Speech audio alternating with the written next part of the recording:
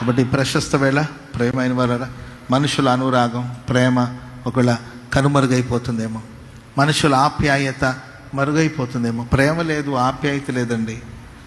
కొన్ని విషయాలు వింటుంటే అసలు మనుషులేనా వీళ్ళు అనిపిస్తుంది. నచ్చితే నచ్చినట్లు, నచ్చకపోతే వదిలేసుకోవచ్చు కదండి. ఇష్టపడితే పెళ్లి చేసుకోండి, కష్టమైతే వదిలేయచ్చు కదా.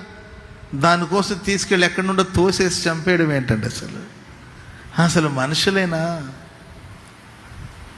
మనుషుల ప్రాణాలు తీసేదానికి ఈరోజు మానవుడు తెగిస్తున్నాడు. ఎక్కడ ప్రేమ లేదు, అనురాగం లేదు, ఆప్యాయత లేదు.